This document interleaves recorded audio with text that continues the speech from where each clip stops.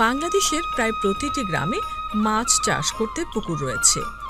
অনেকেই এই মাছকে বাণিজ্যিকভাবে বাড়ির চারপাশে ছোট ছোট পুকুরে মাছ চাষ করেও লাভবান হয়েছেন। অনেক অল্প দিনে অল্প সময়ে মাছকে বড় করতে বিভিন্ন ধরনের রাসায়নিক খাদ্য খাইয়ে বাজারে বিক্রি করছেন, যেটা স্বাস্থ্যসম্মত নয়।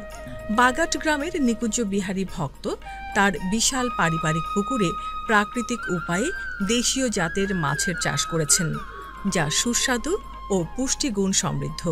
দর্শক, আমরা এখন একটি পুকুর পাড়ে দাঁড়িয়ে আছি এবং এই পুকুরে অর্গানিক উপায়ে মাছ চাষ করা হচ্ছে।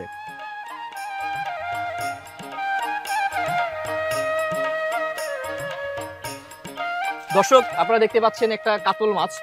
কাতল মাছের যে বৈশিষ্ট্য, অরিজিনাল যে বৈশিষ্ট্য, সেই বৈশিষ্ট্য সম্বলিত মাছ। এই যে পাখনার দিকটা দেখেন এবং নিচের দিকের ইটা দেখেন, ফুল কাটা দেখেন। এখানে মানে আর কত প্রজাতির মাছ আছে আপনার এই পুকুরে?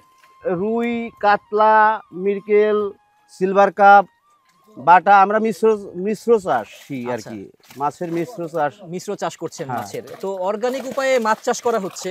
তো এই মাছ আপনি অর্গানিক মানে কি প্রক্রিয়া অবলম্বন করছেন এই মাছটা চাষ করতে?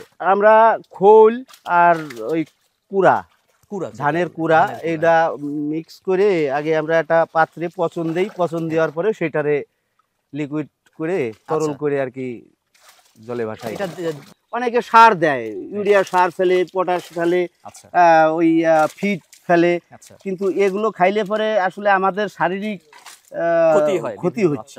আর তাছাড়াও আমরা এর আগে আমরা কৃষি অফিসারের সাথে মানে এই মৎস্য অফিসারের সাথে পরামর্শ নিয়েছি, ট্রেনিং করাইছি। কি ধরনের পরামর্শ বা ট্রেনিং তারা দিয়েছে?